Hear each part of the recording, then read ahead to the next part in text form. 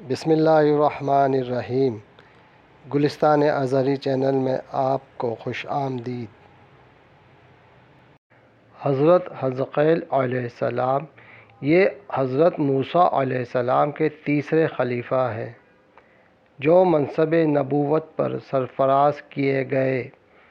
حضرت موسیٰ علیہ السلام کی وفات کے بعد آپ کے خلیفہ اول حضرت یوشع بن نون، جن کو اللہ تعالیٰ نے نبوت عطا فرمائی، پھر لب بن یوحنا علیہ السلام حضرت موسیٰ علیہ السلام کی خلافت سے سرفراز ہو کر مرتبہ نبوت پر فائز ہوئے۔ پھر ان کے بعد حضرت حزقیل علیہ السلام حضرت موسیٰ علیہ السلام کے جانشین اور نبی بنے۔ حضرت حزقیل علیہ السلام کا لقب ابن العجوز، بڑھیا کے بیٹے ہیں، اور آپ ذو الکفل بھی کہلاتے ہیں، اور آپ کا لقب ذو الکفل اس لیے ہوا کہ آپ نے اپنی کفالت میں لے کر 70 انبیاء کرام کو قتل ہونے سے بچایا تھا۔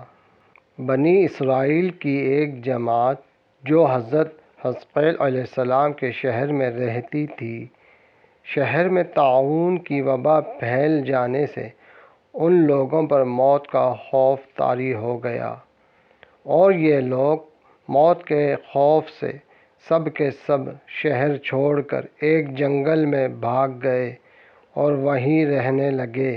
تو اللہ تعالیٰ کو ان لوگوں کی یہ حرکت پسند نہ آئی، چنانچہ اللہ تعالیٰ نے ایک عذاب کے فرشتے کو جنگل میں بھیج دیا، جس نے ایک پہاڑ کی آڑ میں ہو کر چیخ ماری اور بلند آواز سے کہا، تم سب مر جاؤ۔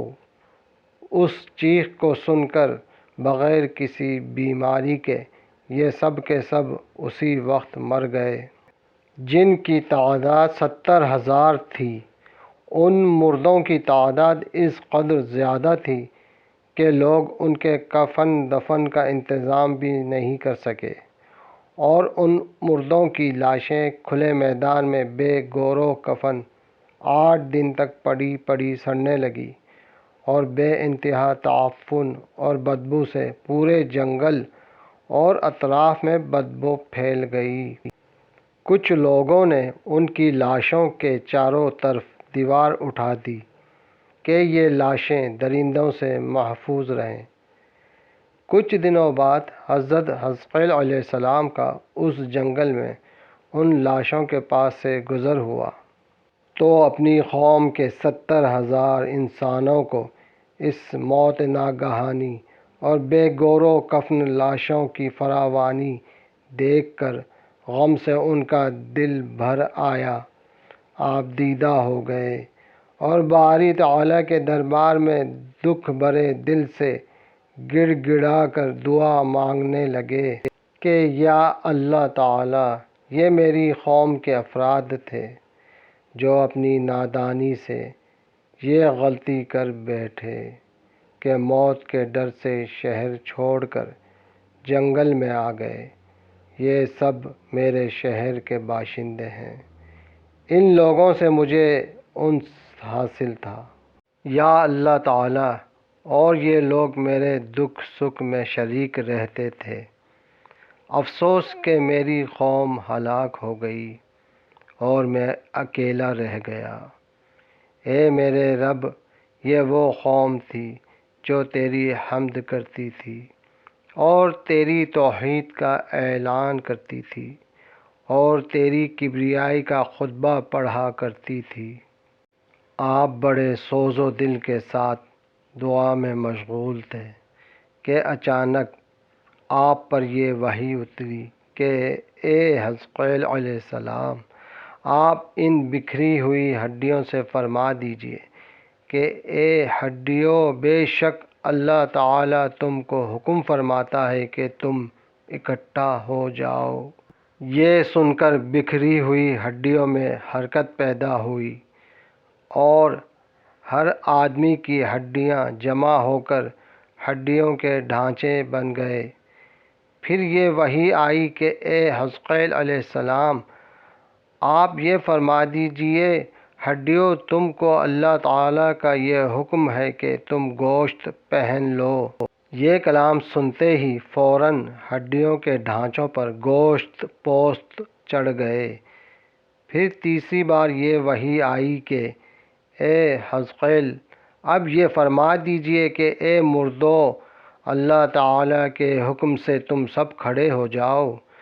چنانچہ آپ نے یہ فرما دیا تو آپ کی زبان سے یہ جملہ نکلتے ہی 70,000 لاشیں ایک لمحے میں یہ پڑھتے ہوئے کھڑی ہو گئی کہ سبحانک اللہم و بحمدک ولا الہ الا انت۔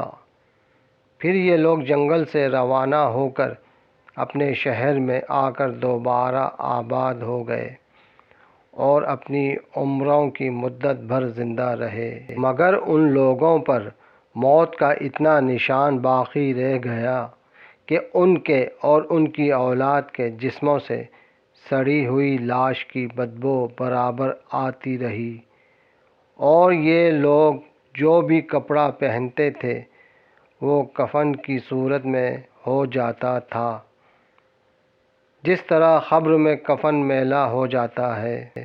لہٰذا یہ اثرات آج تک ان یہودیوں میں ہے جو ان لوگوں کی نسل سے باقی رہ گئے۔ یہ عجیب و غریب اور نصیحت آموز واقعہ قرآن مجید کی سورہ البقرہ میں اللہ پاک نے یوں بیان فرمایا ہے۔ ترجمہ: اے محبوب، کیا آپ نے ان لوگوں کو نہیں دیکھا جو اپنے گھروں سے ہزاروں کی تعداد میں موت کے ڈر سے نکل بھاگے تھے، تو اللہ تعالیٰ نے ان سے یہ فرما دیا تم سب مر جاؤ، پھر اللہ تعالیٰ نے انہیں زندہ فرما دیا۔ بے شک اللہ تعالیٰ لوگوں پر فضل کرنے والا ہے، مگر اکثر لوگ ناشکرے ہیں۔